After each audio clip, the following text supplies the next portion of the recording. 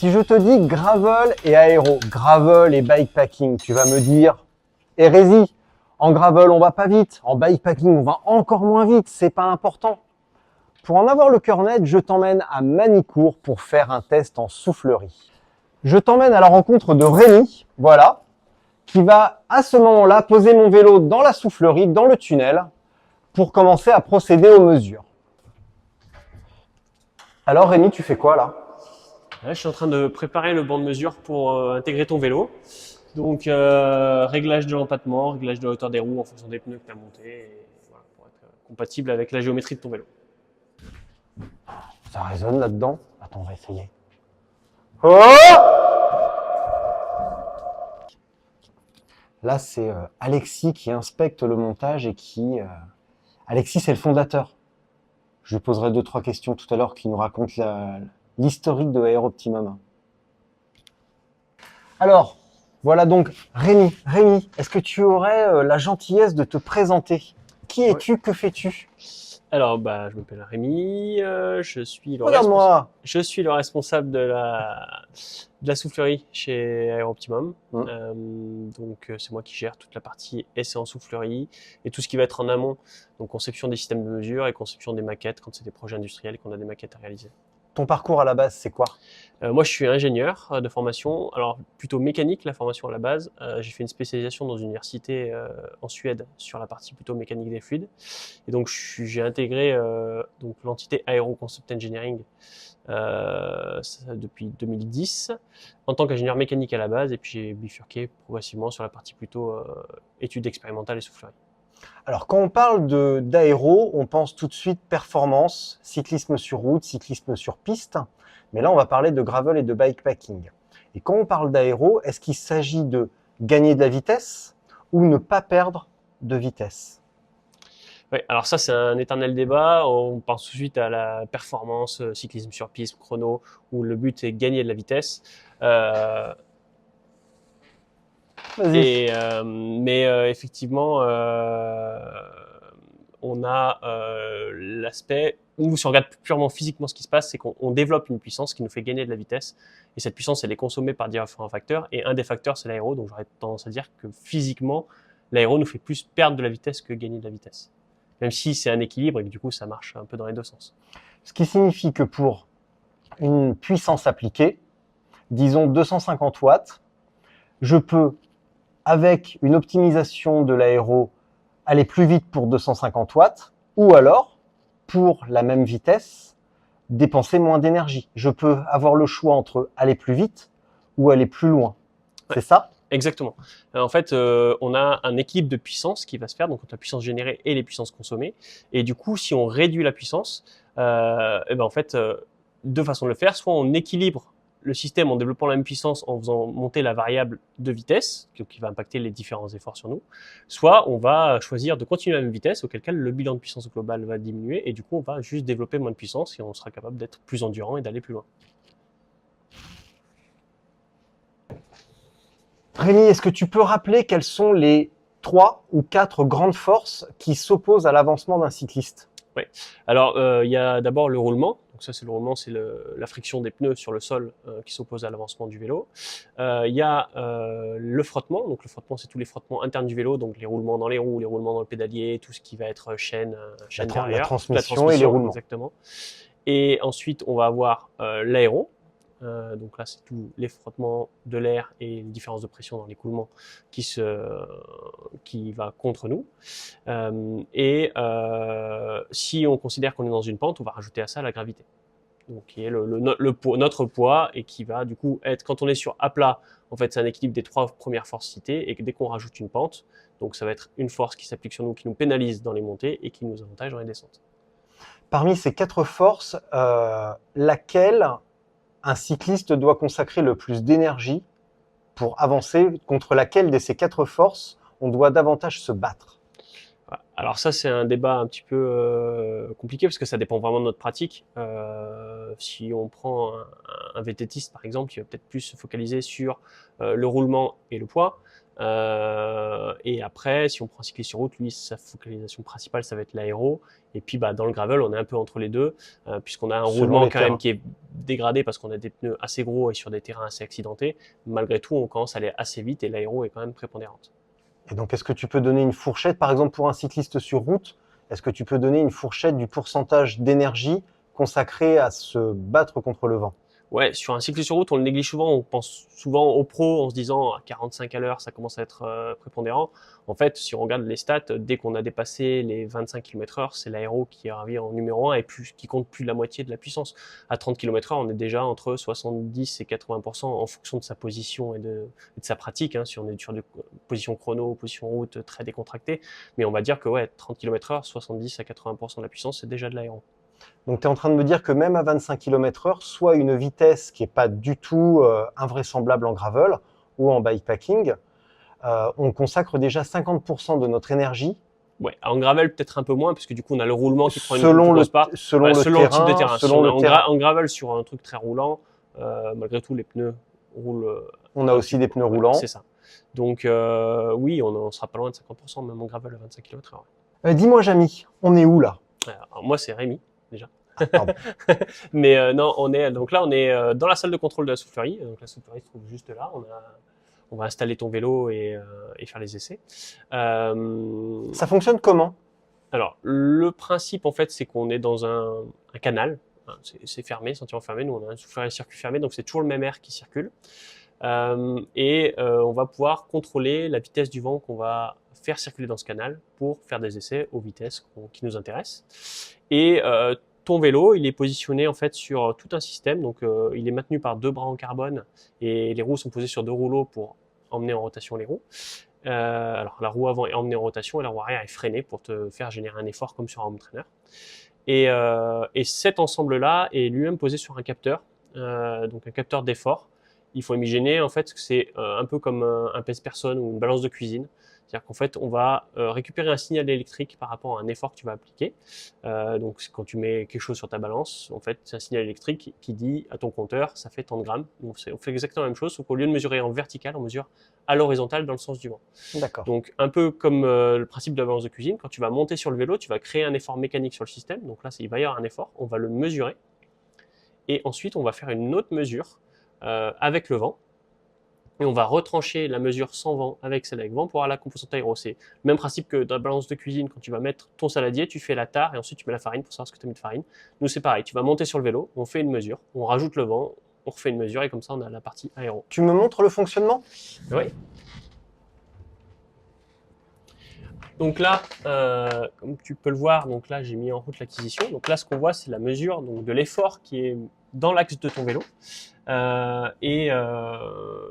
En fait, on mesure une tension qu'on a calibrée avec des masses avant pour savoir ce que ça représente en effort. Et donc tu vas voir que si là, en fait, le vent va appliquer un effort sur toi et ton vélo, et si je représente cet effort moi en tirant, tu vois, tu peux voir à l'écran qu'à chaque fois que je tire, comme je viens de faire là, ou je le refais là, Voilà. on voit cette variation d'effort en fait. Et donc cet effort que je représente moi en tirant, c'est le vent qui va le faire sur toi. Et donc quand on va faire varier les configurations, tu auras plus ou moins d'efforts liés au vent sur toi, et donc on pourra faire des mesures différentes et savoir quelle configuration est la plus performante. Donc là, en fait, ce que l'on va faire maintenant, c'est que je vais aller m'habiller. J'ai prévu différentes combinaisons de vêtements et d'équipements à mettre sur mon vélo. Donc des vêtements courts et relativement moulants. J'ai également prévu une doudoune, un coupe-vent, enfin une veste de pluie avec une capuche. J'ai également prévu une chemise à carreaux, une chemise à fleurs, un short. J'ai également prévu un porte-bagages, une sacoche pour le cadre, une sacoche de top tube et une sacoche à mettre à l'avant du cintre. Donc l'idée, c'est de faire différentes combinaisons pour voir en fonction des combinaisons ce que l'on va gagner et surtout ce que l'on va perdre et comment on peut optimiser notre configuration en fonction du terrain et évidemment en fonction de notre pratique. Bon voilà, alors ici, je te présente Mexan, qui est élève ingénieur à l'école Polytech de Nancy. Bonjour Mexan. Bonjour, enchanté. Et là, on fait quoi? Et ben là, on va démarrer, on va faire le petit briefing, où je vais t'expliquer exactement comment ça se passe. Ouais. Et puis on va faire le premier essai dans la foulée. Ok. Comme ça, on rentre dans le vif du sujet. Je te suis. Allez, c'est parti.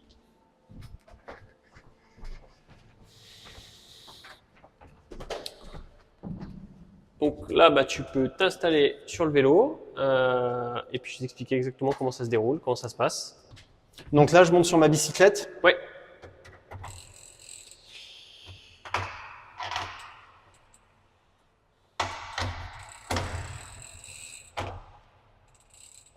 Ok. Donc là, devant toi, tu auras l'écran où tu auras les informations pendant l'essai qui vont te donner sur la vitesse à laquelle tu pédales, la vitesse à laquelle est le vent, l'angle aussi à laquelle tu te trouves, puisqu'on va faire aussi du vent de travers pour voir comment ça peut impacter la performance. Donc, je t'explique comment ça se passe. Donc, du coup, comme je t'expliquais tout à l'heure, il faut faire la fameuse tare du système. Donc, quand tu vas monter sur le vélo à chaque configuration, vu que le poids du vélo va changer, parce qu'on va enlever des choses, on va rajouter, on va refaire cette tare. Donc, je te donne un signal. C'est une mesure qui dure 5 secondes. Tu dois être statique sur le vélo. Et à l'issue de ça, on va mettre le vent en route et on va faire les différentes mesures. Donc, on va faire des mesures, comme on disait, à 20 et à 30 km/h. Donc, on va faire en vent de face à 20 km/h. Ensuite à 30 km/h et ensuite à 2 angles de lacet. Donc, on a dit 7,5 et 15 pour couvrir des angles assez larges puisqu'on est sur des vitesses qui sont plutôt basse et du coup plus tu vas vite et moins tu as de chance d'avoir un angle de vent important puisque c'est la vitesse de ton avancement qui fait que ça réduit l'angle qu'on appelle apparent et donc là on va aller tester jusqu'à 15 degrés. Mais dis-moi Jamy, je viens de me souvenir un truc. C'est Rémi, toujours. D'accord. Mais dis-moi Rémi, le poil aux pattes, mythe ou réalité? Parce que là je me suis pas rasé, j'ai pas eu le temps de me raser les jambes. Ouais, alors ça c'est mythe et réalité, c'est-à-dire qu'en fait il y a une réalité, ça provoque forcément des petites différences. Après, dans l'absolu, c'est très dur à mesurer parce que c'est faible. Du coup, si on voulait vraiment être cohérent pour le faire, il faudrait le faire sur des moyennes statistiques. Il faudrait faire passer 50 personnes identiques que tu fais passer poilus et puis tu les rases et tu les refais passer les 50. Et là, on pourrait commencer à tirer des conclusions parce que les écarts sont relativement fins. Donc oui, en réalité, oui, il y a un petit écart, mais quand j'entends des fois des 15 watts sur les poils, je suis assez sceptique. Bon, je garde la phrase 15 watts sur les poils. Du coup, on va faire donc la fameuse tare, je vais t'expliquer, et ensuite je t'expliquerai aussi comment l'écran va interagir avec toi pendant les essais, puisque tu vas te voir par moment sur l'écran. Oui. Ce qui va te permettre de savoir où on en est, et aussi quand on va faire des essais, par exemple de tes vêtements, on sait qu'il y a un impact, mais on sait aussi qu'il y a un impact de ta position. Donc ce qu'on voudra assurer, c'est que tu sois, quand on va tester les vêtements, dans la même position dans cette tenue-là que dans la tenue plutôt ample pour voir l'impact vraiment de la tenue et non pas d'un couple tenue plus position. Donc l'écran il va servir à ça aussi, à te voir. Oui, parce qu'on va aussi, j'ai oublié de le préciser tout à l'heure, on va faire varier les tenues et l'équipement sur le vélo, mais on va également varier les positions sur le vélo. Oui.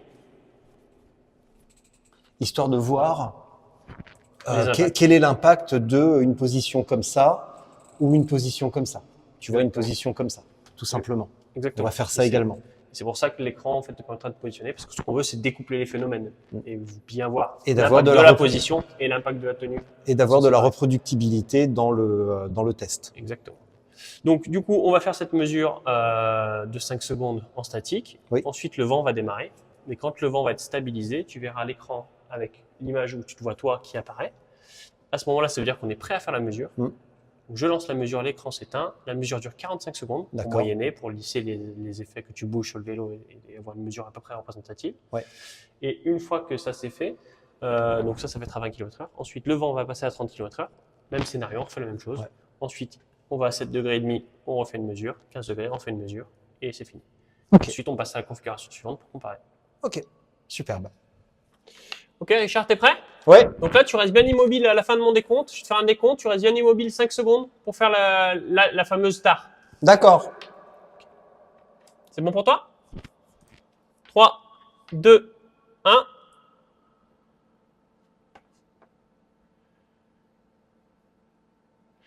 Ok, c'est parfait. Et ben, si c'est bon pour toi, on démarre. Ok. Donc là, on débute à 20 km/h. Oui. Ok. Ensuite 30 et ensuite les angles. Ok. Donc là, c'est parti. Ok. Wouh!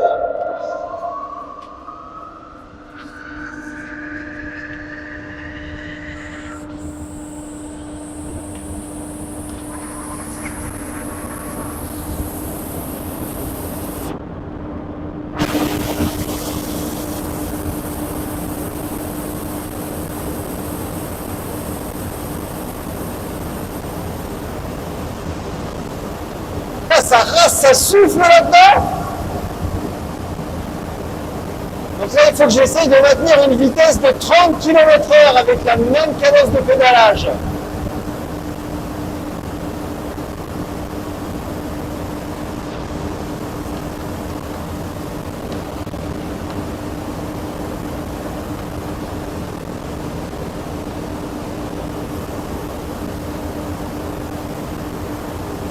Ouais, alors, du coup, ouais, j'ai la sacoche de sel, sacoche de cintre. On fera un test avec la petite Telfin que je mets sur le tube de sel quand je veux vraiment partir light. Top tube, frame, Telfin. Et j'avais oublié également, indispensable. Tac. Et on va faire les choses à fond. Tu sais quoi? On va même mettre les gants. Petits gants. Et Allez, voilà. ça marche. Comme ça.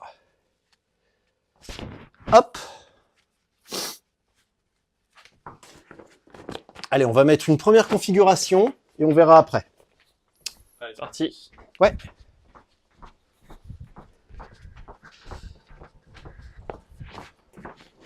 Donc on va mettre... Je vais d'abord mettre celle-là. Ouais, ça marche. Tac, on va mettre celle-là. Tiens, tu peux couper. C'est bon. Donc là, on a remis la sacoche de sel. On a mis la top tube. On a mis la frame. Je vais ajouter ça. Bon, là, le cintre n'est pas du tout fait pour ça. Donc ça va être un bricolage vraiment pour simuler, parce que tu vois, j'ai l'éclairage. Si j'avais vraiment cette sacoche-là, mon éclairage ne serait pas sous le cintre. Donc on va faire un bricolage juste pour simuler l'utilisation. Et voilà. Bon bah là, évidemment, c'est absolument pas réaliste parce que ça frotte à moitié et ça frotte de tous les côtés. Parce que j'ai pas le cintre adapté, que mon éclairage n'est pas bien positionné. Celle-là, je l'utilise jamais, mais c'est aussi pour illustrer quand on a un truc devant. Là, mon vélo n'avance pas, j'ai pas besoin de freiner, donc ça va. Mais si j'avais un cintre adapté, qu'il était bien réglé, la sacoche resterait au même endroit et la surface frontale serait réduite, serait augmentée d'autant, donc tout irait bien, quoi. Bah, c'est bon pour moi. Ok. On n'en a pas parlé, mais évidemment, j'ai le sac à dos également. On va voir l'influence. Enfin, après, il faudrait faire avec et sans le sac à dos, mais bon, c'est un ensemble. Ouais, là, je suppose que là, c'est configuration. Là, je peux pas mettre davantage. Je lui ai tout mis et je peux pas faire mieux, quoi. Ok. Après, on va juste remplacer ça. On va mettre le Telfin et après, on va passer sur les fringues et les combinaisons de fringues. Et je laisserai le Telfin parce que c'est quand même à titre perso, la configuration que je vais utiliser le plus souvent. Ok, ça marche. Ok. On refait pareil. On fera les fringues, on les fera sans rien, peut-être. Ouais. Histoire d'avoir une mesure seule, parce que, tu vois, moi j'ai le Telfin, j'ai cette sacoche-là, mais selon les utilisations de chacun, on va faire avec vélo à vide pour les fringues. Ça sera plus pertinent, je pense. Ouais, pas de souci. Okay. Là, on refait la même chose, même séquence, et comme ça, on pourra comparer directement les mêmes points de mesure dans les conditions différentes avec tout le barda sur le vélo. On en a pas reparlé, mais quand la plateforme est pivote, c'est le délire, hein. Ça, c'est drôle. Et d'ailleurs, je me suis rendu compte à la fin, ma tête tournait et en fait, j'ai pédalé comme ça tout le temps, tu sais. Ouais, la tête en biais, quoi. Le mec qui va rouler avec un torticolis. C'est pas raisonnable. Tu sens bien la différence de l'orientation du vent, au ressenti, hein? Bah, je vais y prêter attention, oui. Normalement, ça sent assez bien. Ouais, bah, je vais regarder. Allez.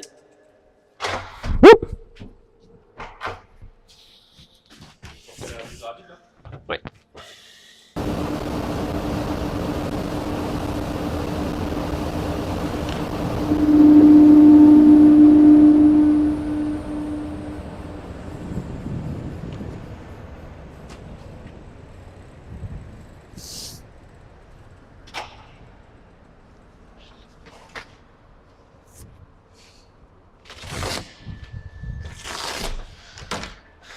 Voilà. Alors, d'après toi? Ah ben là, j'ai plus fait attention au vent de côté, donc évidemment c'est flagrant, je le sentais vraiment. Ouais. Et donc, d'après moi, d'après toi, tu penses que tu perds? Je ne pense rien, j'attends tes chiffres factuels. Alors, c'est assez surprenant, mais tu perds pas grand-chose finalement, même avec tout le barda. Ouais. On parle de 5 watts en vent de face et 10 watts en vent de travers. Donc, bon, ça reste tout à fait entre 5 et 10%. Mais compte tenu de tout ce que tu emmènes sur le vélo, alors certainement, ça sera à vérifier, il faudrait dissocier les éléments les uns après les autres, mais finalement le top tube, le frame, quand tu es en vent de face et même en vent de travers sur des petits angles, en fait c'est dans le contuélé de ton cadre, donc ça ne perturbe pas beaucoup. Oui. Le sac d'attraction, c'est un peu pareil. Et lui aussi parce qu'il est masqué par le haut, par tes cuisses, ton bassin, et donc en fait c'est plutôt abrité. Ouais. Et ça commence à être moins abrité quand on est sur les forts angles, et c'est pour ça que l'écart augmente. Je pense que vraiment celle qui te pénalise là aujourd'hui, c'est celle sur le guidon. Et du coup, si t'es OK, moi je referais bien un test même config, on enlève juste celle du guidon. Ouais. Comme ça, on voit si effectivement, parce que ça peut être une info hyper intéressante, ça veut dire que dans ces configurations-là, en fait, t'es quasiment, comme c'est dans l'alignement de ton vélo et masqué par ton corps, hein, finalement, tu peux quand même déjà emmener pas mal de volume sans être pénalisé d'un point de vue aéro. Ce que j'avais entendu également, c'est que la sacoche arrière améliorait la traînée. Exactement, parce que nous on le fait, c'est pour ça que dans le triathlon, tu verras tous les triathlètes par exemple qui ont des bidons derrière la selle aujourd'hui, parce qu'on sait que le fait de mettre un objet moins large que ton bassin derrière toi, en fait, ça fait un peu comme une espèce de bord de fuite, d'une aile d'avion, Ouais. Ça affine et ça permet justement de limiter la zone de recirculation derrière toi et d'améliorer l'aéro. Donc là, peut-être même qu'en enlevant celle-là, on va se rendre compte que là, dans cette config-là, tu es équivalent, voire peut-être même mieux en aéro que sans rien. D'accord. Donc, on fait cette mesure-là et ensuite on enlèvera ça et on mettra le porte-bagages. Ça marche. Parce que, techniquement, le porte-bagages, c'est la combinaison de celle-ci et celle-ci. Puisque dans D'un point de celle-ci, vue traditionnellement, sur Ok. du voyage, on va mettre plutôt tout ce qui est bivouac, tout ce qui est relativement léger, sac de couchage, matelas, les trucs comme ça, éventuellement un réchaud léger que l'on va mettre à l'avant et qui ne va pas trop perturber le pilotage. Donc on va Ouais. plutôt le mettre à l'avant. Or, dans le porte-bagages, avec la contenance, je vais pouvoir mettre beaucoup plus de choses à l'arrière et c'est beaucoup plus facile d'accès également que cette sacoche. Ok. Là, en fait, on va refaire plusieurs mesures dans différentes configurations, donc on va pas tout filmer, mais on reviendra, on relancera un petit peu tout à l'heure. Donc là, on va faire les mesures. Ça filme là, c'est bon? Maintenant, on a fini le café. On a refait des tests avec différentes positions, position aéro, position sur les cocottes un petit peu plus aéro.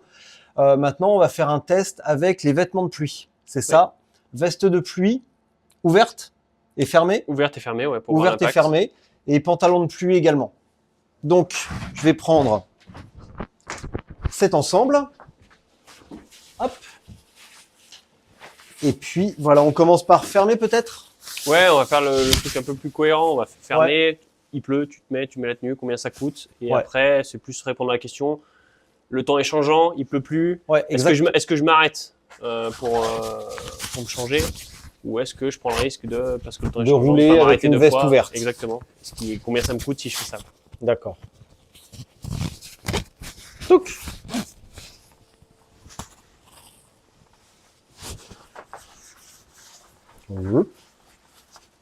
Là.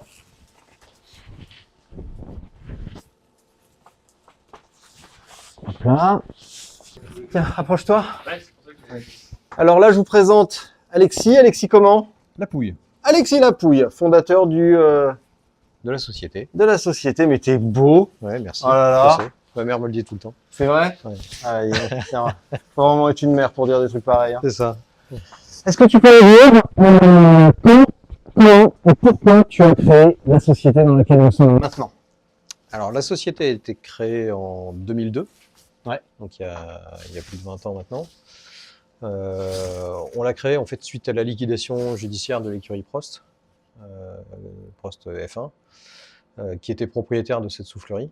Et moi, j'étais responsable de la simulation numérique d'écoulement chez Prost. Et au moment de la liquidation judiciaire, l'outil était à vendre. Moi, j'étais chercheur d'emploi. Donc, l'idée est née de créer une société, de racheter la soufflerie pour pouvoir ensuite proposer de la prestation en aérodynamique au sens large. Oui, parce que vous avez commencé par l'automobile et l'aéronautique. Comment on vient au vélo? Alors, on a commencé très vite dans le vélo. Ouais. En 2003, on était déjà en train de travailler sur des projets dans le vélo, notamment pour les JO, avec nos amis de chez Look qui sont juste à côté de chez nous. Bien sûr, parce que là, on est à Nevers, à Manicourt, donc C'est ça. Look est juste à côté à Nevers. C'est ça. Donc on a très vite travaillé dans le vélo et puis on a développé progressivement la plateforme de mesure, on l'a améliorée sans cesse.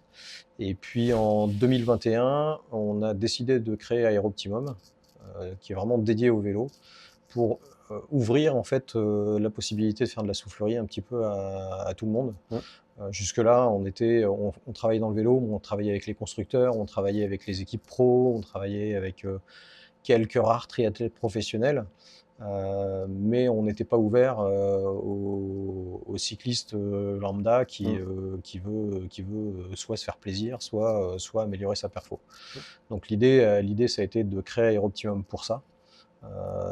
Pour ouvrir le champ des possibles et permettre aux cyclistes amateurs comme professionnels de venir se tester en soufflerie. Ça coûte combien?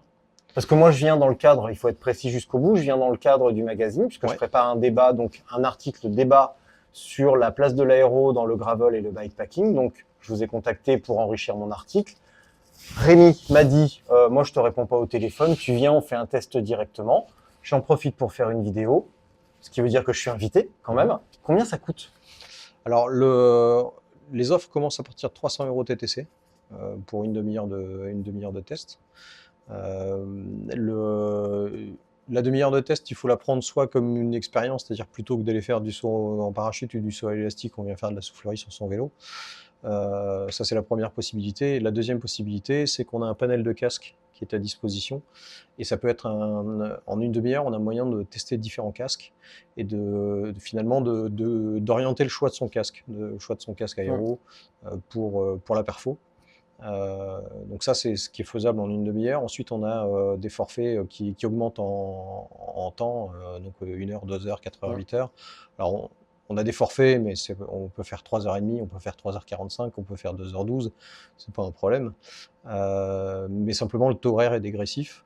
Et donc, on va être à 500 € pour 1 heure, 900 pour 2 heures, etc. D'accord. Voilà. Quel est le pourcentage d'athlètes professionnels, amateurs et, disons, d'équipes professionnelles qui font appel à vous, de marques, de fabricants, d'équipements qui viennent en recherche, en développement, même en marketing éventuellement, pour mieux vendre leurs produits? En pourcentage, c'est difficile à dire. On travaille parce qu'on va travailler différemment. Un cycliste amateur va venir peut-être faire 1 heure ou 2 heures en soufflerie. Un cycliste pro peut venir une demi-journée, une journée complète. Ouais. Et puis quand on travaille avec les constructeurs, ça peut être plusieurs jours. Donc tout dépend en fait si on parle en nombre de clients, en nombre d'heures. Voilà, c'est assez difficile à dire, mais on a un petit peu de tout. C'est-à-dire qu'on a du cycliste et du triathlète professionnel.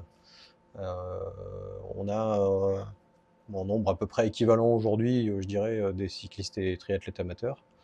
Et puis on a un certain nombre de constructeurs et d'équipes qui viennent régulièrement. Et le rôle de ton chien? Il est Chief Happiness Officer. Ah. Il s'occupe du bien-être des salariés de temps en temps. Voilà. Très bien. Eh bien, écoute, moi, je vais aller tester mon ensemble de pluie dans la soufflerie. Très beau d'ailleurs. Ah bah noir. On balance pas la pluie dans la soufflerie. Ah bah c'est bien dommage parce que ça fonctionne très bien. Merci Alexis. Merci à toi. Allez, on y va? Je vais remettre mes lunettes. Et hop.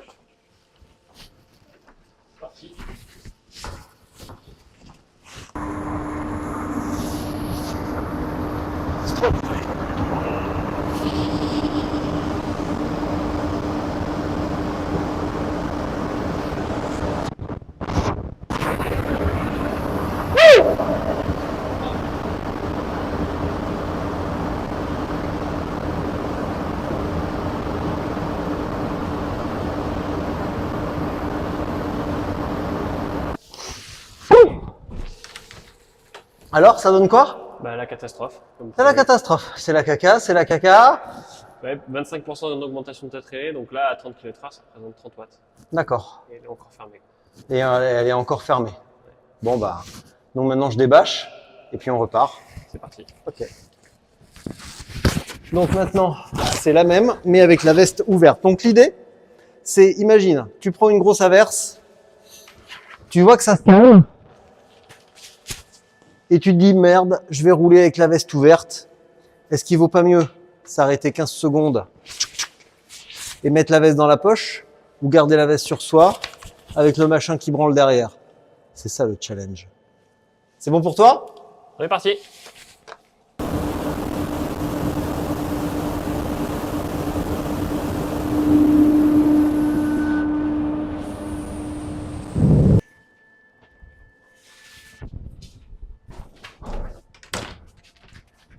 J'ai chaud, putain. Ouais, ça tient. Ah ouais, ça tient bien chaud cette petite affaire. Il faudrait qu'il pleuve un peu plus dans votre bazar. Alors? Qu'est-ce que t'en penses? Mieux ou moins bien? Ah bah, je voyais quand tu m'envoyais le retour vidéo, je voyais la veste déjà à 30 km/h, je voyais les manches qui gigotaient. Et après, veste ouverte, je la voyais qui flottait derrière. Je me dis, oh là là là là là là là là. Alors? Eh ben non, mieux. Mieux Avec- que fermé. Mieux que fermé? Mieux que fermé, parce qu'en fait, sur celle-là, comme tu as la capuche, Ouais. je sais pas si tu voyais sur le retour vidéo, mais elle fait vraiment parachute. C'est-à-dire qu'en fait, ta capuche se gonflait et gonflait l'ensemble de ta veste. Donc ça faisait un gros volume avec vraiment un gros frein, quoi, vraiment un gros parachute, Ouais. littéralement. Et le fait d'ouvrir, en fait, ça dégage ça. Et en fait, tout ton dos se dégonfle. Et du coup, au final, bien sûr, c'est moins bien que si tu n'avais rien, Oui. bien évidemment, mais c'est mieux quand elle est ouverte. Que Donc quand au elle est final, fermée. je m'arrête ou je reste avec la veste? Ça dépend de la se distance. calcule parce que de toute façon, tu as une perte par rapport à l'enlever, donc c'est quand même moins performant, D'accord. mais c'est quand même moins impactant. C'est quand pas c'est si ouvert. grave que ce qu'on pouvait imaginer en Ouais, fait. ça n'a pas empiré le fait de l'ouvrir. D'accord. Donc en fait, c'est la capuche qui. C'est la capuche. c'est Ouais, la- Si tu faisais la même chose certainement avec une veste sans capuche, qui fasse moins parachute, Ouais. ce serait certainement moins bien ouvert que fermé, parce que là, tu verrais vraiment l'effet du flottement.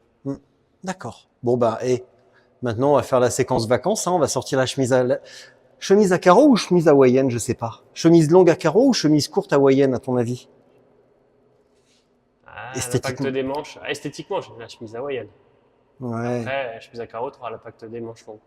Ouais, mais on l'a déjà ici, l'impact des manches. Eh ben alors, chemise hawaïenne. Eh ben, chemise hawaïenne. Et puis short large de branlos. Allons dans le gravel total, quoi. Et puis voilà. Ça me va tellement bien, le de branlos en plus. Hop. Bon, bah, du coup, je vais chercher la chemise à fleurs. Vise un petit peu ça. Regarde! Chemise à fleurs de Hawaï. Et on va la laisser comme ça, hein, ouverte. Je vais juste enlever mon froc et mettre Petit short. Qui va un bien. short par-dessus. Tu vois, hop. Un vrai short. Tiens, j'avais pas remis mes gants. Ouais. Ah bah, faut tout refaire, hein.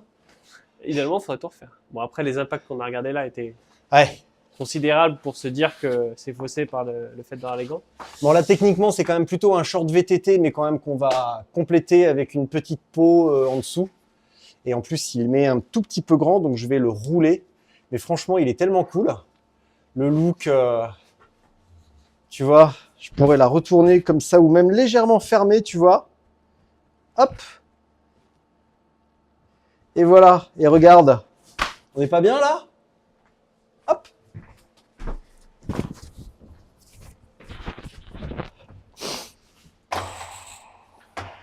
Procédure habituelle. Procédure habituelle. Et après, j'irai sauver le Moyen-Orient. C'est le dernier? C'est le dernier, oui. Le dernier. Allez, Génial. Profite-en bien.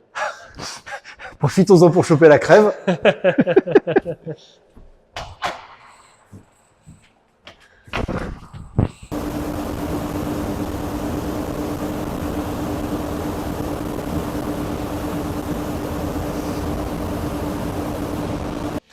Bien, maintenant que tous les tests sont réalisés et que j'ai enfin retrouvé une apparence normale, on va dire, eh ben Rémi va m'aider à interpréter les données. Donc on a différents graphiques sous les yeux et Rémi, maintenant je vais te laisser la parole. Ok, on va faire du coup 3 focus. Un sur les tenues, sur les positions et puis sur tout l'équipement, le barda pour emmener tout le matériel. Donc si on commence par se focaliser justement sur les essais qu'on a fait en premier, donc tout ce qui est barda, donc on a les différentes. Donc là on regarde les résultats à 30 km/h. Donc des différentes configuration qu'on a testée, donc la configuration de référence. Hein, donc c'était toi sur le vélo sans équipement particulier. Ensuite, on a testé avec le barda complet, donc sacoche sur le guidon, sacoche de selle, top tube, frame. Sacoche devant, sur le cadre et sacoche à l'arrière. Et sac d'hydratation. Et sac d'hydratation, absolument. Voilà, donc là on avait vraiment tout mis. Ensuite on a enlevé la sacoche sur le guidon, parce que je sais pas si tu te rappelles, je t'avais dit que certainement c'était elle qui avait le plus d'impact sur l'aéro. Et on a enfin changé la sacoche derrière la selle pour remplacer par le porte-bagages, puisque lui il te permet d'avoir le même volume qu'avec la sacoche derrière la selle et la sacoche sur le guidon, mais à une position Exactement. différente. Donc ce qu'on voit clairement, c'est que la pire configuration, c'est celle où on a tout sur le vélo. Donc c'est la violette ici, hein, donc si on compare en référence de la bleue. Mais on se rend compte tout de suite qu'en enlevant juste la sacoche sur le guidon, on arrive à un niveau de performance qui est identique.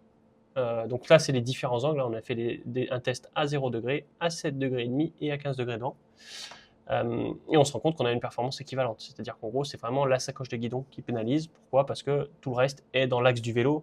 Donc le frame top tube, c'est quasiment masqué déjà par la fourche et la douille de direction. Et puis finalement, le sac d'hydratation dans ton dos et la sacoche derrière la selle, elles sont dans ton sillage. Ouais. Et au-delà même d'être dans le sillage et donc peu visible, on sait que parfois, ça peut même améliorer l'aéro, d'avoir quelque chose dans son sillage, puisque ça permet de réduire la zone de décollement. La zone de quoi ? La zone de recirculation en fait qui est derrière toi. C'est-à-dire qu'à un moment donné, l'écoulement, l'air va se décrocher au niveau de tes hanches et va tourbillonner derrière toi. C'est ce qu'on appelle le sillage. Donc c'est vrai pour les véhicules, n'importe quel véhicule. Et des fois, le fait de placer un objet plus petit dans le sillage, ça permet de le raccrocher et donc de réduire sa taille. Et on sait très bien que la taille du sillage augmentant, la traînée augmente aussi. Donc c'est ça le concept qui est derrière. Et donc l'autre constat qu'on a fait, c'est de se dire que finalement, la version, si tu as besoin de tout le volume, la version porte-bagages qui t'amène le même volume que sacoche derrière la selle et sacoche au guidon est tout de même plus performante que la version guidon et selle. Et pour donner un ordre de grandeur, les écarts, on est à peu près à 5 watts d'écart à 0 degré. Oui, justement, est-ce que tu peux donner un petit peu les écarts chiffrés, les données chiffrées, parce que là on voit les dessins, si on peut dire, avec des jolies couleurs. Mais en termes de chiffres, factuellement, ça donne quoi ? Ouais, quand on met tout le barda, en gros, ça te coûte 5 watts en vent de face et jusqu'à 10 watts en vent de travers. Donc c'est normal, hein, puisque quand on commence à tourner le vélo, tout le barda est plus exposé au vent. Donc ça augmente l'impact qu'il peut avoir. Et en termes de vitesse sur X kilomètres, ça signifie quoi concrètement ? Alors en termes de, on va remettre ça en pourcentage, puis on recalculera la vitesse après, mais en termes de pourcentage, tu vois, on parle disons d'une moyenne de 7-8 watts sur un total qui pour toi, donc si on considère aéro plus roulement frottement, là on prend tout en compte, j'ai calculé avec tes données, avec un CRR moyen pour un pneu de gravel sur un chemin, on est sur 190 watts à peu près. Donc on parle de 3-4% à peu près. Donc c'est quand même pas négligeable. Voilà. Et après, ce qui est intéressant aussi de voir, c'est que là, on a commencé par traiter ça parce que c'est le premier essai qu'on a fait, le premier type d'essai qu'on a fait. Mais par contre, si on remet ça et qu'on compare ça, par exemple, à la veste de pluie, qu'on a pu constater que ça avait un gros impact, là, je vais rajouter la courbe de la veste de pluie en rouge et on va se rendre compte que, par exemple, donc si tu rajoutes la veste de pluie, c'est la tenue de pluie, hein, c'est carrément la tenue de pluie complète, pantalon et veste. On voit bien les écarts. Voilà.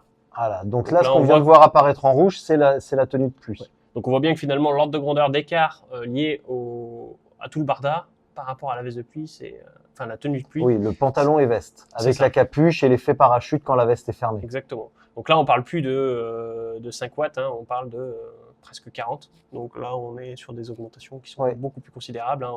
On avait dit 8, ça fait à peu près 4%. Si on prend 40, ça fait 20%. Quoi. Donc c'est 20% de la puissance que tu génères, que tu dois générer en plus, juste pour construire le fait que tu aies mis ta veste de pluie et ton pantalon de pluie. Donc ça, c'est pour le barda. Voilà. C'est pour le barda. Et maintenant, on va pouvoir passer sur... Qu'est-ce que tu avais prévu d'autre ? Donc les postures, il y a les postures. On peut faire les positions, Voilà, maintenant les postures. Voilà, donc là on est on focalise justement maintenant sur les positions. Et donc, on revient à la position de référence tout à l'heure, hein, donc qui était la tenue de référence sans le barda. Et on compare avec une position aéro sur les cocottes et une position aéro sur les prolongateurs. Donc là, c'était une position simulée sur le prolongateur parce que le cintre que j'ai actuellement ne me permet pas de mettre des prolongateurs. Exactement. Mais en tout cas, ça simulait et ça se rapprochait quand même largement d'une position sur des prolongateurs. Ouais, exactement. Et donc là, on voit que l'impact est considérable. Donc on a le côté, dans un premier temps, le dos qui va se baisser et se mettre plus plat, donc on va être forcément plus aéro avec les cocottes aéro. Et puis là, le fait des prolongateurs, en plus, c'est qu'on va commencer à rentrer les épaules, les coudes, les mains. Et donc là, typiquement, on sait très bien que ça réduit la surface frontale. Alors, surface frontale plus faible ne veut pas dire traîner plus faible. Hein, il y a des subtilités. C'est bien le SCX qu'on considère et pas juste la surface. Mais on sait que globalement, si on réduit considérablement la surface, on ne va pas forcément dégrader, on va améliorer l'aéro. D'accord. Donc en termes de chiffres, là, factuellement, ça donne quoi? Ouais, alors là, factuellement, on se rend compte que quand même, entre référence et position prolongateur, on a une différence de l'ordre de près de 30 watts. Hein, donc ça reste quand même important, mais malgré tout, on se rend compte qu'on n'est toujours pas au niveau de juste la tenue de pluie, quoi. La tenue de pluie a plus d'impact que la position, pour le coup. D'accord. Donc on était vraiment dans une configuration où la veste faisait parachute avec la capuche. Ouais. Voilà. Et après, si on remet ça en référence un petit peu par rapport au global, donc là j'ai simulé, j'ai pas considéré la pente, hein, donc il n'y a pas de gravité ici. On est sur une portion plate, on parle vraiment que sur le plat. Et donc j'ai simulé ici, toi sur le vélo, donc en fonction de ton poids, en fonction d'un CRR qui est cohérent par rapport à un gravel, un CRF aussi cohérent, et le SCX qu'on a relevé en soufflerie. Et on voit en fait donc l'impact clairement à 30 km/h. Déjà, dans ta configuration de base, l'aéro représente 69% de la puissance que tu génères pour avancer à 30 km/h. Et on dit souvent, et d'autant plus en gravel, qu'aux faibles vitesses, avec un CR en plus élevé, l'aéro n'a que très peu d'impact. Et en fait, si on fait la simulation de ton SCX là et qu'on le remet même à 20 km/h, bien sûr, le rapport il diminue, mais on est quand même à 50% de ta puissance qui est quand même liée à l'aéro. Donc, comme on le disait, c'est pas une question forcément que de gagner de la vitesse, mais c'est une question de se rendre compte que l'aéro, c'est ce qui nous ralentit le plus. Et donc, au-delà de gagner de la vitesse, on peut aussi juste prendre le parti pris de dire que les watts qu'on va gagner, on va pas chercher les plus vite, on les conserve et du coup, on va plus loin. Et donc ça, c'était... donc voilà, l'aéro, c'est 69% de la puissance que tu consommes. Et si on remet la veste de pluie, où là, ton SCX est donc plus élevé, on se rend compte qu'on monte jusqu'à 75%. Donc 3/4 de la puissance que tu génères avec la veste de pluie, c'est juste de l'aéro qui est consommé. D'accord. Donc là, on a une troisième configuration à comparer. Quelle est-elle? Alors donc là, c'était les différentes tenues que tu as essayées. Donc on reparle de la référence, donc c'était cuissard maillot, hein, avec la tenue de pluie et veste fermée qu'on a évoquée déjà précédemment. Et puis en comparaison, on avait fait la veste ouverte, qui est la courbe verte, et puis la version short et chemise, qui est ici en jaune. Donc voilà. Qu'est-ce que ça nous donne tout ça? On voit bien que la tenue de pluie, c'est ce qu'il y a de pire. Hein, c'est clairement l'impact le plus important, même plus important que les positions, on l'a vu avant. Et que malgré tout, la veste ouverte de façon surprenante en fait est plus aéro, alors qu'on voyait la veste visuellement qui battait beaucoup, mais la grosse différence là, c'est parce que tu avais une veste à capuche et que la capuche faisait vraiment parachute, ça ouvrait ta veste dans ton dos, et le fait de l'ouvrir en fait, ça permet de dégager l'écoulement et du coup on faisait moins cet effet parachute. J'ai pris celle-ci exprès et j'en avais une autre sans capuche et un petit peu plus cintrée si on peut dire. Ça aurait été certainement, tu vois, c'était un maillot long mais Gore-Tex. Ouais. Donc ça aurait été totalement l'inverse. Mais là, je voulais vraiment prendre l'exemple de celle-ci qui est plus conditions extrêmes avec la capuche. Mais effectivement, selon les conditions, j'aurais plus meilleur temps, on peut dire, de prendre celle sans capuche et un petit peu plus cintrée. Ouais, exactement. Et puis si on compare short et chemise, forcément par rapport à la référence, hein, on perd une quinzaine, vingtaine de watts, hein, mine de rien, par rapport à la configuration cuissard maillot. Donc c'est pas négligeable, mais par contre ça reste moins impactant que la tenue pluie. Ouais, mais en kiff, par contre, rouler en short et en chemise, c'est vraiment cool. Ouais, ça c'est trop cool la chemise. Ça c'est pas mon domaine de compétence, mais je comprends bien. Mais t'inquiète pas, tu y viendras. Et ben voilà, Ça fait 4 fois que j'essaye de conclure en beauté et sincèrement, je n'y arrive pas. Donc, je vais laisser le mot de la fin à Rémi. Et voilà, je me débarrasse. Qu'est-ce que Écoute, t'as- j'espère que tu as apprécié la visite chez nous, que tu C'était- as appris des choses J'ai intéressantes. appris énormément de choses en effet. Voilà.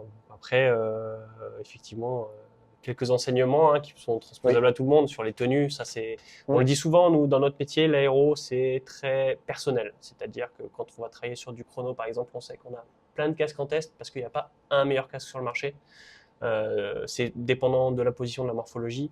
Malgré tout, les grandes règles qu'on a évoquées aujourd'hui sur le barda, sur les tenues, c'est transposable à peu près à monsieur tout le monde. Donc, c'est des enseignements que tous les gens qui vont visualiser cette vidéo peuvent tirer pour eux parce qu'on est sur des constats de gros écarts et donc ils sont transposables à peu près à tout le monde.